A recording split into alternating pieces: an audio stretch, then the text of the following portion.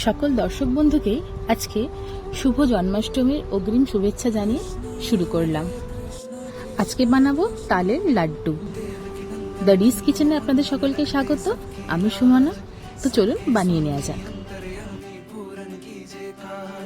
প্রথমে কড়াইতে 1 চামচ মতো ঘি দিয়ে নিয়ে একটা গোটা কুড়োনো নারকেল দিয়ে নেব, দিয়ে লো ফ্লেমে 2 মিনিট মতো ভেজে নেব। তারপর দিয়ে নেব 75 গ্রাম মতো তালের গুড়। তালের গুড় আপনারা মার্কেটে ইজিলি পেয়ে যাবেন, এটা পাওয়া যায়। এখানে একটু কম মিষ্টি দিলাম কারণ তালের একটা নিজস্ব মিষ্টতা ভাব আছে। এবার যদি আপনাদের ইচ্ছা করে কেউ বেশি মিষ্টি দিয়েও খেতে পারে।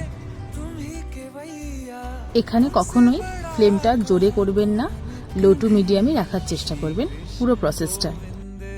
গুড়টা পুরো মেল্ট হয়ে এলে দিয়ে নেব 100 গ্রাম ছানা। ছানাটাকে খুব ভালো করে ডলে নিয়েছি, দিয়ে এবার মিক্সড করব।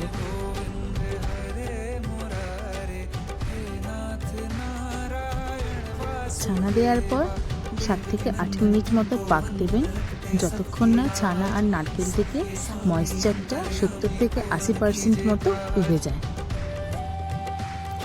যখন পাক দেওয়ার পর ঠিক এই রকম হয়ে আসবে, সেই সময় আমরা মিশিয়ে দেবো 3 থেকে 4 চামচ তালের পাল্প। প্রথমে আমি 3 চামচ দিয়েছি, তারপর আরও 1 চামচ লেগেছিল, মিশিয়েছিলাম। তালটা দিয়ে খুব ভালো মতো আবারও পাক দেবো। তালটা দেওয়ার পরও 10 মিনিট মতো পাক দেবেন লো ফ্লেমে। এখানে বলে রাখি, তাল কাড়ার পর আমরা তালটাকে একবার জাল দিয়ে রেখেছিলাম, আপনারাও জাল দেওয়া তালই ইউজ করবেন।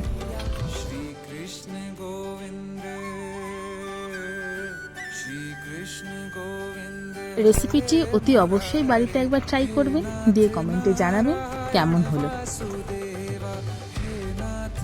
যখন দেখবেন যে কড়ার গায়ে লেগে লেগে আসছে, তখন বুঝবেন যে তালের মিক্সচারটা পুরো তৈরি হয়ে গেছে।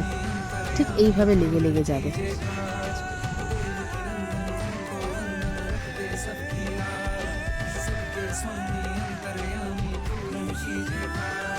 এরপর মিশ্রণটা নামিয়ে নিয়ে হাতে অল্প ঘি মেখে নিয়ে গরম গরম পাকাতে হবে লাড্ডু। অতি অবশ্যই ঘি মাখবেন, না হলে হাতে লেগে যেতে পারে, আর লাড্ডুর গাটা তেলা হবে না।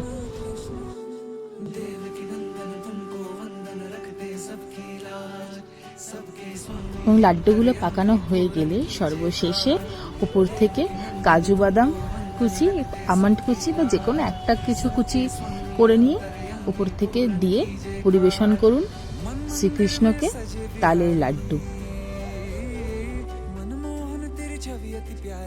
রেসিপিটি ভালো লাগলে লাইক কমেন্ট শেয়ার করবেন। কমেন্টে অতি অবশ্যই জানাবেন রেসিপিটি কেমন হলো, আর চ্যানেলটিকে সাবস্ক্রাইব করে দিয়ে যাবেন। ধন্যবাদ সকলকে।